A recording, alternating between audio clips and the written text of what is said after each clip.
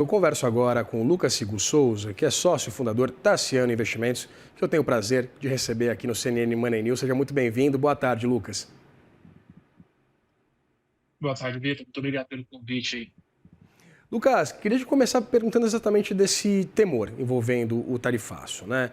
Isso porque a gente tem acompanhado uma performance bastante significativa, que vinha até animando os investidores da Embraer, uma série de contratações de aeronaves, né, de exportações de aeronaves. Só que aí temos um aspecto que é preocupante, porque as exportações para clientes nos Estados Unidos representam 45% dos jatos comerciais e 70% dos jatos executivos da Embraer. E como é que fica exatamente a atuação da empresa nesse momento, pensando exatamente nesse mercado tão importante para a companhia, como é o mercado norte-americano? Então, Vitor, como até os outros analistas aí, né, têm comentado, essa tarifa pegou de surpresa muita gente, muito empresário brasileiro, e a gente precisa ainda ter certeza, né? O cenário que se repetiu aí, a palavra foi incerteza. E a mesma coisa com relação à Embraer, porque ela realmente tem uma dependência muito grande dos Estados Unidos, e isso pode representar aí um aumento de coisa entre 25% a 30% do preço cobrado, né? Ou melhor, do que se cobra hoje dos aviões ali. E aí cabe agora entender o seguinte: será que os americanos estão dispostos a pagar mais caro para que a Embraer continue com a sua margem, ou a Embraer vai reduzir a margem dela para poder fazer o preço caber?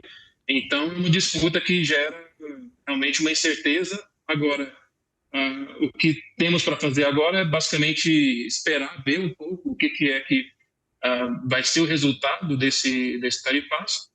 E a minha confiança que eu tenho especificamente com relação à Embraer é o CEO, né, o executivo, Francisco Neto, que tem feito realmente um bom desempenho e acredita-se, até pela relevância que tem para o Brasil, que também é moeda de barganha para a gente conseguir negociar alguma coisa com o Trump. Mas, de fato, é o impacto mantido essa tarifa, é um impacto muito grande, muito importante para a Embraer.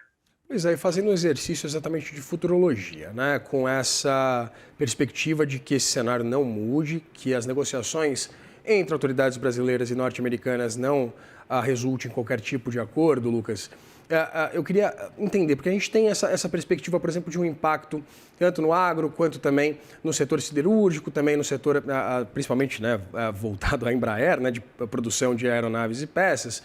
Mas pensando exatamente nessa manutenção do cenário, a gente tem a perspectiva de que os produtores do agronegócio consigam encontrar outros destinos para essas exportações. E a gente sabe que produtos com valor agregado maior, como é o caso da indústria, por exemplo, de forma geral, tem uma dificuldade maior. Eu queria entender exatamente essa perspectiva, por exemplo, de que pelo menos de uma forma parcelada ou parcial, a Embraer tem a capacidade de escoar essa produção para outros países ou não? Então, são realmente alguns pontos bem importantes para a gente compreender, né? Um cenário atípico. Ah, Primeiro, basicamente, nas palavras do próprio executivo também, ele coloca que avião não é commodity, então a gente realmente não tem como comparar, porque a commodity é bem na raiz ali. Se eu não tenho saída, não tenho o que fazer, eu compro o preço que está e tento repassar de alguma maneira para os próximos, para a próxima indústria, fornecedor, distribuição e tal. Na parte de aviação, zero commodity, né? Como você bem colocou, uma indústria de valor agregado, e não só um simples valor agregado, um altíssimo valor agregado, muita tecnologia envolvida. Então, não é uma coisa tão trivial simplesmente oscilar o preço, né? Subir, cair e está tudo certo. Existe muita negociação para acontecer, para ver o que realmente vai acontecer com relação a isso. Agora, dada a sua última questão com relação a se dá para escoar, infelizmente não. Assim, o mercado americano, principalmente quando se fala de aviação executiva, que é um dos principais os principais diferenciais da Embraer, o comprador sempre foi a maior parte, grande parte, os Estados Unidos. Então, não é simplesmente agora, não, vou vender um pouco mais para para a Europa, para a África, para a Ásia, ou coisa do tipo. Então, a gente realmente tem uma dependência forte nesse sentido. Agora, no máximo que eu poderia tentar pensar é entender o que fez com que a gente tenha tido tanta venda, tanto crescimento nos últimos anos, e a nossa análise é que tem a ver com o aumento das grandes corporações que agora são muito mais globalizadas, principalmente depois da Covid, porque os jatos executivos são naturalmente comprados por executivo. Então, a China crescendo, pode ser que seja um grande comprador, a Índia, a Arábia Saudita. E a outra questão que a gente tem que levar em consideração é que a Embraer também tem uma grande venda da parte bélica, né, da parte de guerra. Então, o próprio KC-390 é um grande, não tem tanta força na venda da Embraer, mas querendo ou não, o mundo com a perspectiva de guerra, a gente vê hoje a Northrop Grumman, uma grande empresa, de certa maneira, bélica americana, subindo bastante, batendo recorde ali de preço no mercado, não à toa, porque o mundo está vivenciando essas duas questões, né? A globalização e uma guerra que a gente não sabe ainda, né, dizer se está na terceira guerra ou não. Então, essa é a única projeção que eu colocaria como sendo otimista, se mantiverem essas taxas.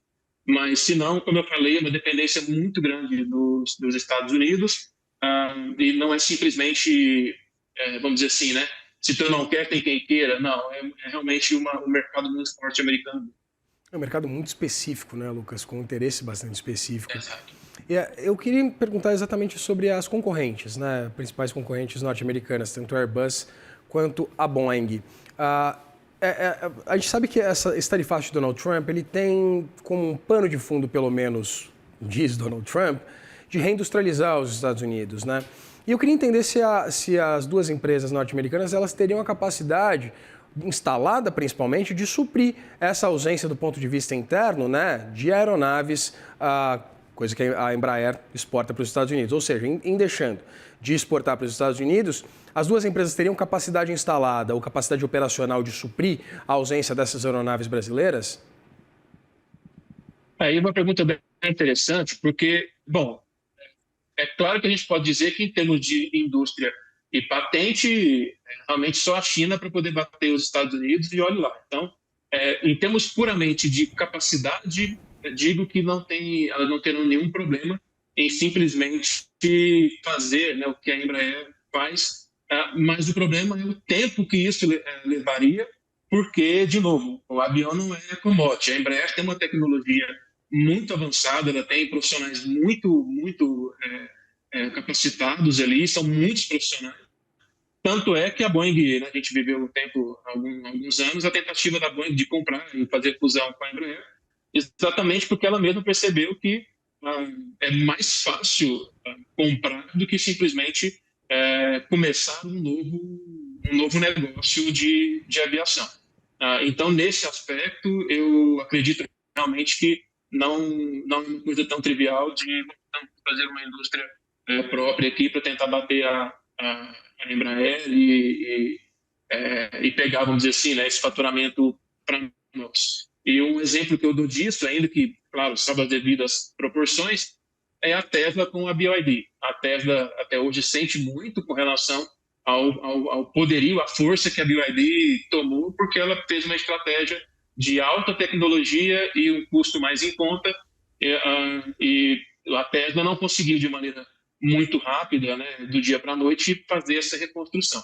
Então, não acredito que as Airbus ou a Boeing, de maneira abrupta, né, rápida, possa ser uma competidora tão logo. Agora, definitivamente, essas movimentações do Trump, daí eu vou dizer até fora do setor de aeronave, de fato, coloca literalmente o mundo inteiro para pensar que, bom, não posso depender de um país só, né? Na época que começou a guerra da Rússia e a Ucrânia, a gente já percebeu que não podia depender da Ucrânia com relação a fertilizantes. Agora a gente percebe que não pode depender tanto dos Estados Unidos para muitas coisas. Então, reforçando o que eu falei, a globalização vem bem forte. A gente tem que organizar para se diversificar, para evitar literalmente uma pessoa a acabar mudando completamente o rumo das coisas, né, do faturamento das empresas e dos negócios. Lucas, você citou, né, o CEO Francisco Neto, e ele, inclusive, recentemente disse que esse tarifaço de Donald Trump pode implicar um impacto para a empresa similar ao da pandemia de Covid-19.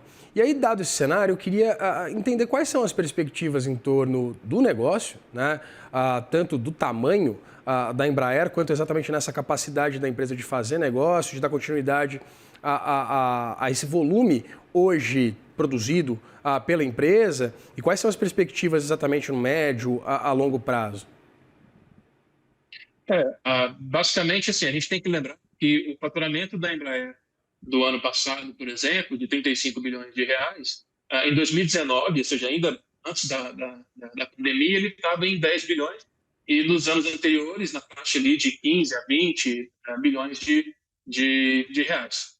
Então, quando a gente fala de voltar para o período de pandemia, a gente está falando de uma Embraer que cresceu muito nos últimos anos e atribuo muito exatamente à gestão dele, e precisa dizer, bom, aquilo que a gente estava pegando ali, a onda do mundo, e principalmente dos Estados Unidos, recurso, grandes empresários com muito recurso, grandes empresas com capacidade de comprar esses aviões, a gente realmente dá uma freada, porque agora aquela capacidade possível não acontece mais. Então, em termos de alguns números, a SkyWest, me falha a memória, uma outra que acabou de entrar na carteira também, entra com uma parte aí seria na casa de 7 bilhões de dólares, e se a gente fizer e as contas, a gente está falando que seria é claro que esses 7 bilhões não são dentro de um ano só, porque demorou alguns anos para se produzir a aeronave a partir do momento que ela entra na carteira. Mas a gente está falando de nada menos que um ano de faturamento, que foi 2020, 2021. Então, de fato, se a gente realmente tiver uma barreira grande, não só da margem, porque a gente aperta a margem, mas também da redução de aeronaves solicitadas, a gente está falando sim de um cenário de pandemia, lógico, dentro da estrutura da própria empresa. Então, realmente é algo que se preocupa. É claro, a empresa se ajusta, ela vai se organizar, mas para o investidor, né, que está querendo continuar com o hype da empresa, infelizmente dá uma boa freada. Então, a gente tem que negociar bem, tem que usar muito nosso poder de barganha aí, né, em termos governamentais, para ajustar isso, porque internamente, em termos de faturamento da empresa e margem, pode dar um bom impacto, infelizmente. Lucas, você tinha esquecido, a companhia foi a Scandinavian Airlines, né, que firmou acordo para a compra de 45 aeronaves com direito de aquisição de mais 10 unidades. Foi o maior pedido de jatos feito diretamente pela companhia aérea a um fabricante nos últimos 30 anos. E eu queria perguntar exatamente sobre outra possibilidade. A gente sabe que o governo brasileiro tem evitado, inclusive, de uma forma acertada, né, responder no mesmo tom, com uma tarifa de 50% também imposta às importações vindas, né, dos Estados Unidos. Mas a gente tem visto um foco especial de Donald Trump, principalmente envolvendo o mercado de aço e alumínio. Eu queria entender se esse foco ele tem algum tipo de impacto direto ou indireto também nos negócios da Embraer aqui no Brasil. Definitivamente, né, a Embraer tem uma característica que, até ao meu ver, demorou bastante para ela compreender em termos de conta o modelo de negócio, que, mais uma vez, eu acabo admirando bastante a atuação do Francisco, que antes do Francisco, durante uns bons anos, a Embraer teve muita dificuldade de ajustar o que, sem prejuízo, claro, a posição de principalmente o próprio CFO da Embraer, mas de ajustar todos os detalhes de contas, de custos, por exemplo, da relação de dólar, da relação dos custos dos insumos, né, do que a Embraer consome, que, como você falou, basicamente é aço, né, o principal custo da Embraer basicamente é aço e pessoa, né, e pessoal, porque os engenheiros da Embraer são engenheiros caros. Então, onde se tem margem para trabalhar, basicamente no custo do produto, em termos de fabricação, e no custo e no valor da venda. Então, se o Trump vem e tenta também interferir da sua maneira, ainda que nesse aspecto a gente é muito mais dependente da China do que dos Estados Unidos, quando se fala em aço, mas, de fato, um aumento do preço do aço, se a gente tem visto agora recente, né, o preço do minério de ferro subir, claro, é muito a ver com a estrutura que a China tem retomado, mas se a guerra tarifária vier a acontecer e aumentar o nosso custo de minério, definitivamente aperta a margem da Embraer mais um pouco. Então, imagina apertar no faturamento e apertar no custo, fora que a Embraer também tem um custo, bem como a Suzano e a Klabin, um custo grande também, e por isso eu citei também a CFO, da variação cambial, que é outra coisa também que com essas guerras tem uma grande variação cambial, então a gente tem um custo muito alto para garantir, seja por meio de dívida, seja por meio de derivativos, que